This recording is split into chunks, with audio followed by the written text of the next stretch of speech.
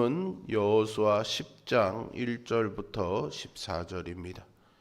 여호수아 10장 1절부터 14절입니다. 그때에 여호수아가 아이를 빼앗아 진멸하되 여리고와 그 왕에게 행한 것 같이 아이와 그 왕에게 행한 것과 또 기브온 주민이 이스라엘과 화친하여 그 중에 있다함을 예루살렘 왕 아도니세덱이 듣고 크게 두려워하였으니 이는 기브온은 왕도와 같은 큰 성임이요 아이보다 크고 그 사람들은 다 강함이라. 예루살렘 왕 아도니세덱이 헤브론 왕 호함과 야르무드 왕 비람과 라게스 왕 야비아와 에글론 왕 드빌에게 보내어 이르되 내게로 올라와 나를 도우라. 우리가 기브온을 치자. 이는 기브온이 여호수아와 이스라엘 자손과 더불어 화친하였음이니라. 아모리 족속의 다섯 왕들 곧 예루살렘 왕과 헤브론 왕과 야르무드 왕과 라기스 왕과 에글론 왕이 함께 모여 자기들의 모든 군대를 거느리고 올라와 기브온에 대진하고 싸웁니다. 기브온 사람들이 길갈 진영에 사람을 보내어 여호수아에게 전하되 당신의 종들 돕기를 더디게 하지 마시고 속히 우리에게 올라와 우리를 구하소서. 산지에 거주하는 아모리 사람의 왕들이 다 모여 우리를 치나이다. 하매 여호수아가 모든 군사와 용사와 더불어 길갈에서 올라가니라. 그때에 여호와께서 여호수아에게 이르시되 그들을 두려워하지 말라. 내가 그들을 네 손에 넘겨주었으니 그들 중에서 한 사람도 너를 당할 자 없으리라 하신지라. 여호수아가 길갈에서 밤새도록 올라가 갑자기 그들에게 이르니 여호와께서 그들을 이스라엘 앞에서 패하게 하심으로 여호수아가 그들을 기브온에서 크게 사륙하고 베트론에 올라가는 비탈에서 추격하여 아세가와 막게다까지 이르니라.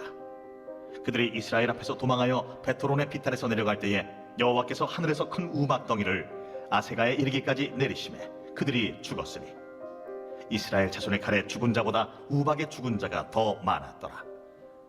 여호와께서 아모리 사람을 이스라엘 자손에게 넘겨주시던 날에 여호수아가 여호와께 아뢰어 이스라엘의 목전에서 이르되 태양아, 너는 기브온 위에 머무르라.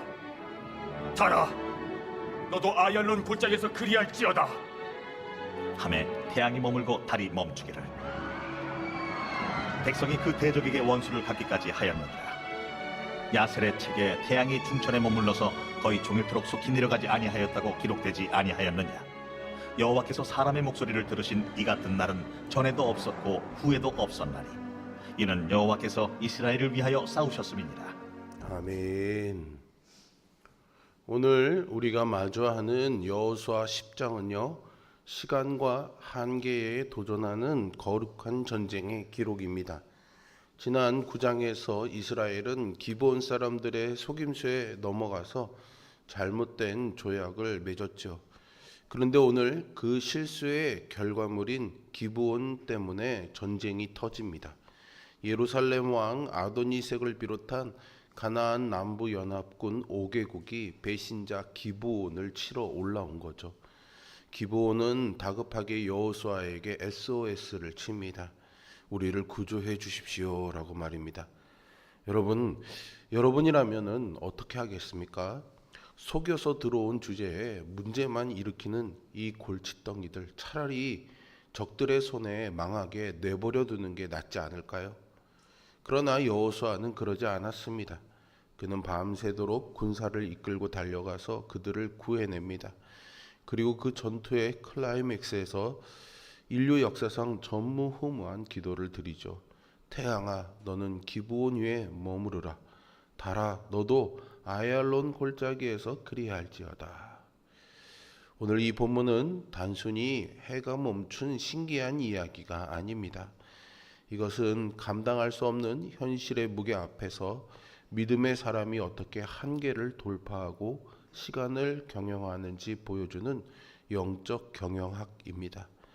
우리 또한 감당할 수 없는 영적 전쟁의 상황을 맞이하곤 하죠. 그런 상황에서 성도인 우리는 어떤 믿음의 삶의 자세를 가져야 할까요? 오늘 말씀을 통해 시간에 쫓기는 인생이 아니라 시간을 지배하고 상황을 압도하는 하나님의 능력을 덧입는 은혜가 우리 모두에게 있기를 바랍니다. 기브온과 이스라엘의 조약 소식이 아모리 왕 아도니색을 포함한 5왕의 분노를 불러일으켰습니다. 그들은 연합군을 구성해서 기브온 공격을 계획합니다. 기브온이 처한 절체절명의 상황은 가나안 연합이 아닌 하나님 편에 서기로 한 결정 때문이었습니다. 하나님 편에 설 때 세상의 반대와 공격은 불가피합니다. 예수님도 세상이 너희를 미워하면 너희보다 먼저 나를 미워한 줄을 알라라고 하셨습니다. 우리는 주님을 향한 믿음 때문에 멸시와 조롱, 경제적인 손실 등 예상치 못한 어려움을 만날 수 있습니다. 그러나 이런 어려움은 우리가 참된 그리스도인임을 드러내는 증거가 되기도 합니다. 어려움 가운데 낙심하지 마시고 인내함으로 하나님이 기뻐하시는 성도가 되기를 기도합니다. 가나안 연합군의 공격을 받은 기브온은 이스라엘에게 도움을 요청합니다. 여호수아는 군대를 이끌고 밤새 기브온으로 올라가죠. 5개국 연합군의 기세는 대단했습니다. 수적 열세에다가 지형적으로도 아주 불리했습니다. 이때 하나님께서 여호수아에게 그들을 두려워하지 말라. 내가 그들을 내 손에 넘겨주겠다 약속하십니다. 여기서 두려워하다라는 히브리어는 야레라는 단어인데요. 이것은 단순한 공포가 아니라요. 상황에 압도되어서 아무것도 할 수 없는 완전 얼어붙은 마비 상태를 뜻합니다. 하나님은 여호수아가 두려움에 얼어붙지 않도록 두려워하지 말라라는 강력한 명령으로 그의 심장을 다시 뛰게 하십니다. 하나님의 백성의 전쟁에서 중요한 것은 전략이나 군사의 사기보다 하나님의 약속임을 잊지 마십시오. 여호수아와 이스라엘은 하나님의 약속을 붙들고 전쟁터로 나아갑니다. 그런데 하나님의 약속을 받은 여호수아의 행동을 한번 보십시오. 하나님이 이기게 해주신대 하고 느긋하게 자고 일어났습니까? 아니죠. 9절을 보시면 길갈에서 올라가 밤새도록 올라갔다라고 기록합니다. 길갈에서 기브온까지는 약 30여 킬로미터입니다. 게다가 가파른 오르막길이기도 한데요.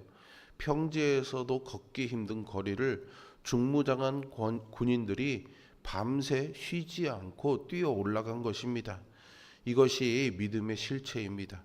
하나님의 주권을 믿는다는 것은 내가 아무것도 안 하는 것이 아닙니다. 오히려 하나님이 승리를 보장하셨기 때문에 내 뼈가 부서져라 최선을 다해 달리는 것이죠. 여호수아는 자기를 속였던 기브온과 약속을 지키기 위해 그 의무를 다하기 위해 밤새도록 달려 올라갔던 것입니다. 기적은 하늘에서 뚝 떨어지는 것이 아니라 약속을 믿고 밤새워 달려가는 성도의 거친 숨소리 위에 임하는 하나님의 선물임을 깨닫습니다. 여러분의 성실한 땀방울, 가족과 일터를 지키기 위한 그 치열한 밤샘의 수고가 바로 승리의 밑거름임을 잊지 마시기 바랍니다. 여호수아의 군대는 기습에 성공했습니다. 적들은 혼비백산에서 도망칩니다. 그런데 11절을 보십시오. 도망가던 적들 위로 하늘 위에서 무언가가 떨어집니다. 하나님이 큰 우박을 내려 아모리 군대를 무찌르시죠. 칼에 죽은 자보다 우박에 죽은 자가 더 많다는 것은 전쟁의 승리가 하나님의 손에 있음을 보여줍니다. 하나님이 싸우신다고 약속하시면 그 전쟁은 이미 승리한 것인 줄로 믿습니다. 여기서 큰 우박덩이는 히브리어로 아바님 게돌로트라는 단어인데요. 직역하면 큰 돌들이라는 뜻입니다. 마치 하나님께서 하늘에서 투속전을 벌이시는 것 같지 않습니까? 이 장면이 주는 메시지는 명확합니다. 여호수아와 군인들이 밤새 달려왔기에 체력이 바닥났을 것입니다. 칼을 휘두를 힘조차 남아있지 않았을지도 모릅니다. 바로 그 인간의 한계점에서 하나님은 당신의 개입을 시작하신 거죠. 여호수아가 쫓아가면 하나님이 위에서 때리셨습니다. 성도의 영적 전쟁도 마찬가지라는 생각입니다. 하나님은 우리가 감당할 수 없는 싸움을 친히 싸워주십니다. 우리에게 필요한 것은 두려워하지 말고 하나님의 약속을 믿고 나아가는 것입니다. 우리는 종종 제가 무슨 능력이 없어서요 잘 못하겠습니다 라고 말합니다. 맞습니다. 우리의 힘만으로는 5개국 연합군 같은 세상의 문제를 이길 수 없습니다. 그러나 우리가 믿음으로 달려들어 칼을 휘두르기 시작하면 나머지 문제는 하나님이 처리해 주십니다. 내가 10을 해야 되는데 3밖에 못할 때 하나님이 나머지 7을 큰 우박으로 채워주시는 거죠. 지금 힘에 부치는 일이 있습니까? 내 실력으로 감당할 수 없다고 느끼십니까? 내 힘이 끝나는 그 지점이 바로 하나님의 하늘 돌을 던져주시는 시작점임을 기억하며 하나님 바라보는 신앙으로 승리하시기를 주님의 이름으로 축원드립니다. 우리는요, 혼자 싸우는 것이 아닙니다. 보이지 않는 하나님께서 여러분을 지원하고 계십니다. 칼에 죽은 자보다 우박에 죽은 자가 더 많았더라. 이 말씀이 저와 여러분의 삶의 실제가 될 수 있기를 간절히 소망합니다.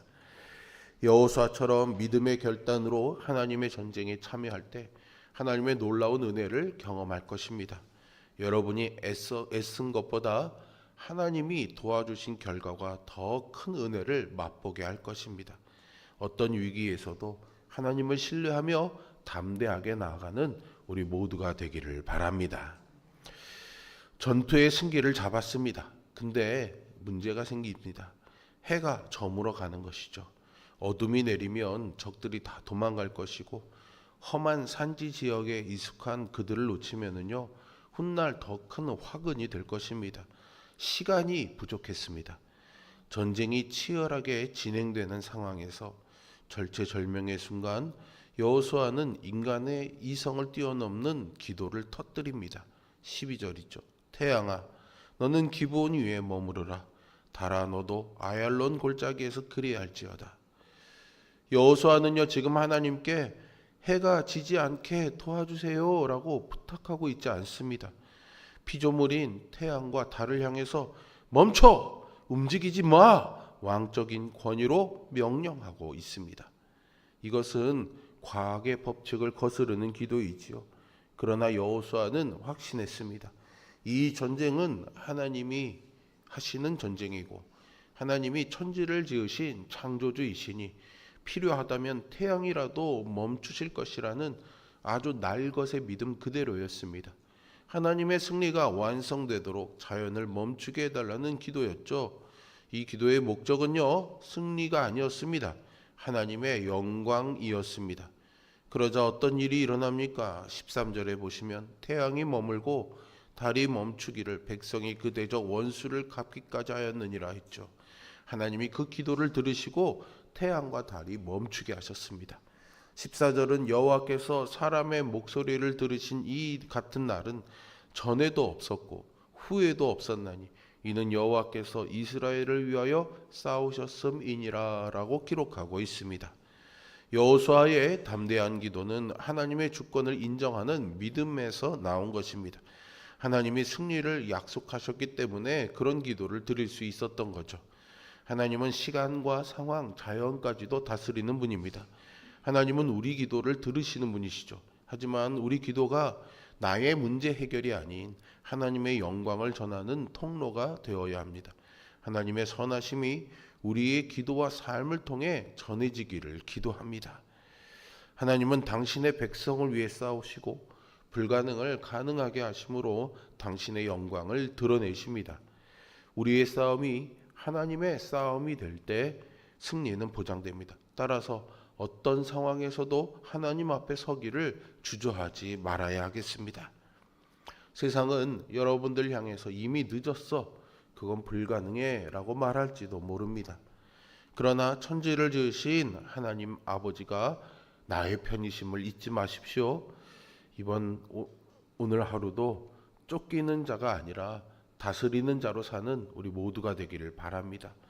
여러분들의 가정과 삶의 자리 위에 태양이 멈추고 달이 멈추는 전무후무한 하나님의 도우심이 함께 하시기를 주님의 이름으로 축원드립니다.